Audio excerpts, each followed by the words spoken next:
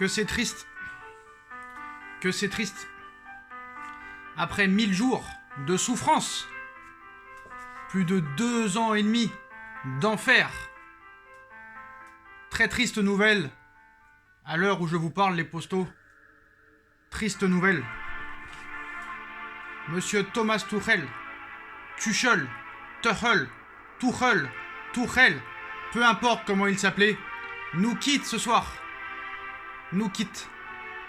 Quelle tristesse alors. Quelle tristesse. On n'oubliera jamais la saison 2018, plutôt 2018-2019, avec cette formidable saison. Élimination en Ligue des Champions contre Manchester United, l'équipe C de Manchester United, après avoir été gagnée là-bas contre l'équipe type, 2-0. 2-0. Et tu perds 3-1 chez toi, avec l'équipe D. Mais par contre, c'était pas de sa faute. Il n'y avait pas Neymar. Vous pouvez comprendre quand même. C'est pas de sa faute s'il a fait rentrer Cavani à la 90e. Élimination la même année, en Coupe de la Ligue, alors que tu es 4 fois tenant du titre. En quart de finale au Parc des Princes contre Guingamp, dernier de Ligue 2. Ça aussi, on n'oubliera jamais. On n'oubliera pas cette défaite en finale de Coupe de France contre le Stade Rennais, alors que tu mènes 2-0 et tu trouves le moyen de te faire revenir 2 buts partout et perdre au tir au but, alors que tu étais aussi 4 fois vainqueur en titre de la compétition. On n'oubliera pas aussi ces raclées prises en Ligue 1 à la fin de la saison 2018-2019 contre Nantes, 3-1, contre Montpellier, 3-1, contre Reims, 3-1, contre Lille, 5-1. Cet exceptionnel match contre Strasbourg, 2 buts partout à domicile, et contre Nice, 1 partout, où tu finis champion avec le plus grand nombre de défaites de l'histoire de QSI. Alors d'accord, certes, t'as fait des bonnes choses les 6 premiers mois, mais on n'oubliera jamais aussi ton laboratoire d'infirmier ou de malade mental, où on aura tout vu. Des milieux défensifs jouer défenseur central, des défenseurs centrales jouer milieu de terrain, des latérales gauche jouer latéral droit, des latérales droits jouer latéral gauche. On attendait mieux, on espérait Neymar en gardien, Mbappé en défense centrale. Bon, il n'aura pas été jusque-là, on lui aura pas laissé le temps. Mais voilà, Monsieur Tété s'en va. Contrat résilié entre le Paris Saint-Germain et Thomas Tuchel. Le coach allemand est libre de s'engager où il le souhaite, mais très loin d'ici. Les indemnités vont s'élever à 6 millions d'euros. Et franchement, tu nous auras bien cassé les couilles. Sombre merde. Sombre escroc. Enfin, la fraude allemande est terminée. D'ailleurs, bon, là maintenant c'est bon, on n'en parlera plus. Mais les fautifs, c'est surtout Doha, QSI et Nasser. Surtout Doha, qui l'a choisi, alors qu'il n'avait aucun CV. Alors je comprends les pro-Tuchel qui vont me dire « Oh, t'es dur quand même. Il a tout gagné l'année dernière et n'a été en finale de Ligue des Champions. » Laurent Blanc a tout gagné au niveau national. Emery, parce qu'il y en a qui pensent que Emery n'a pas gagné le titre avec le PSG. Si, Emery a gagné le titre lors de la saison 2017-2018. Il a gagné la Coupe de France et la Coupe de la Ligue et le Trophée des Champions. C'est lors de la saison 2016-2017 qu'il ne gagne pas le titre. Il est battu par l'AS Monaco. Mais la saison 2017-2018, Emery a bien gagné le titre et a fait le quadruplé, lui aussi comme Laurent Blanc et comme Tuchel. Voilà, donc pour vous signifier un petit peu les choses, vous et moi aurons fait aussi bien. Nous aussi, avec les joueurs qu'il y a, on aurait tout gagné niveau national. Oui, mais tu comprends, c'est le plus grand coach de l'histoire du Paris Saint-Germain. Il a été en finale de Ligue des Champions.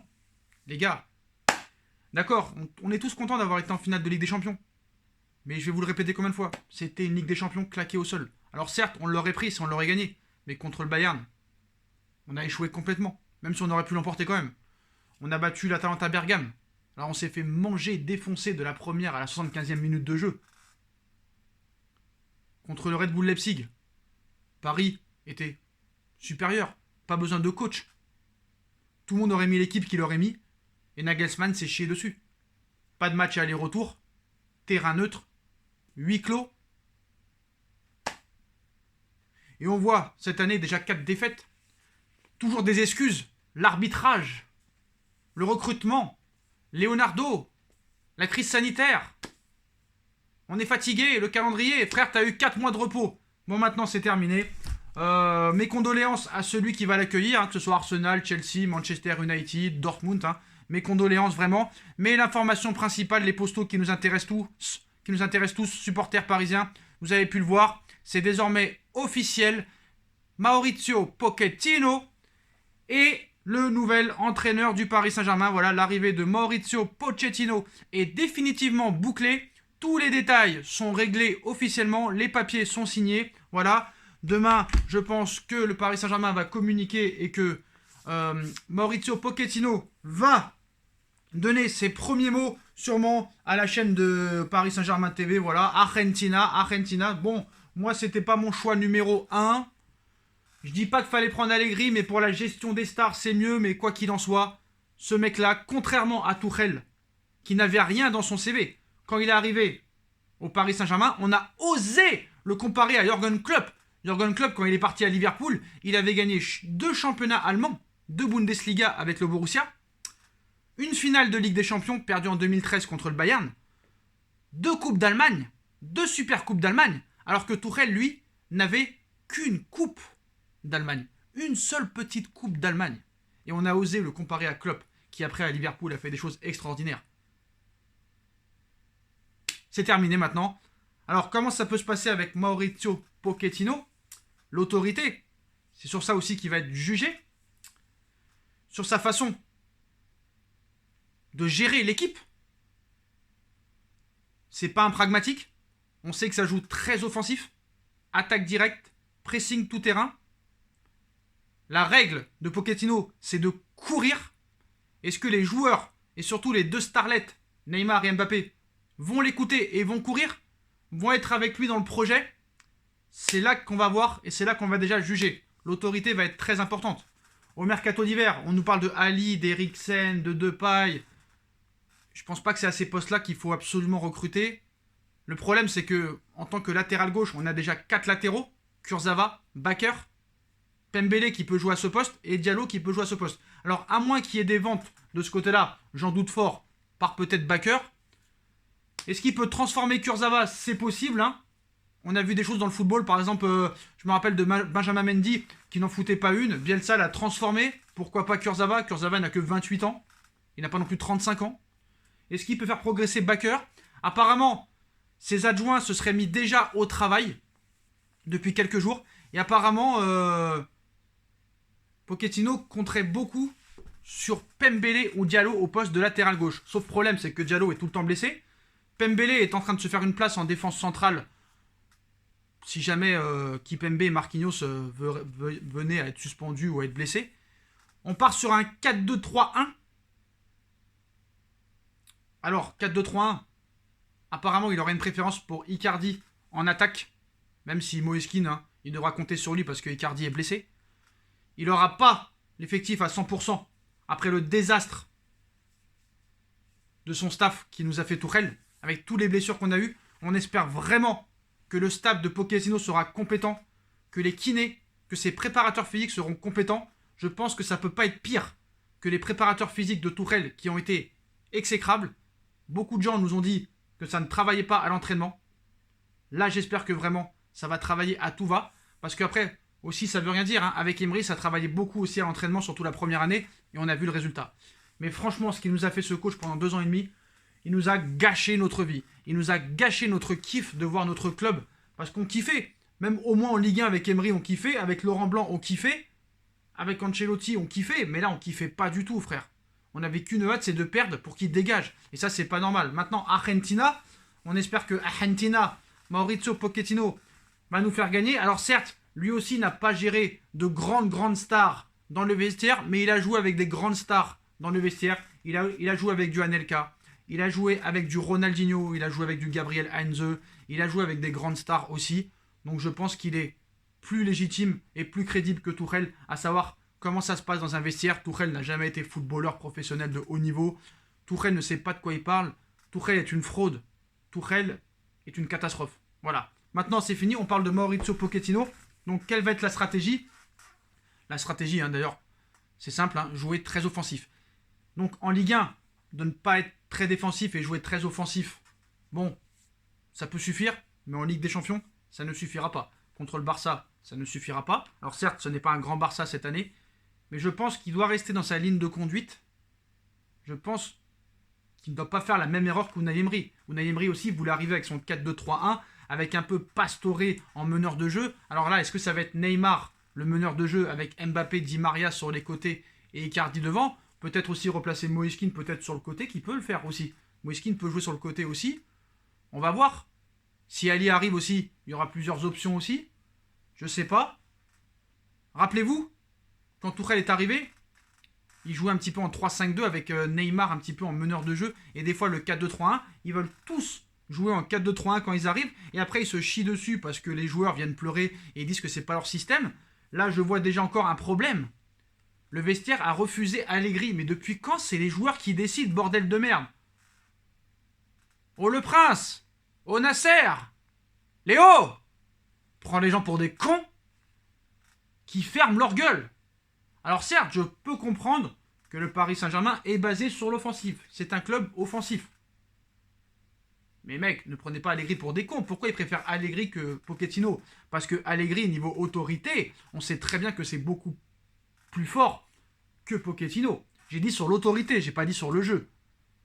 Est-ce que Pochettino est meilleur qu'Allegri? C'est lui qui va devoir nous le prouver maintenant. Mais voilà.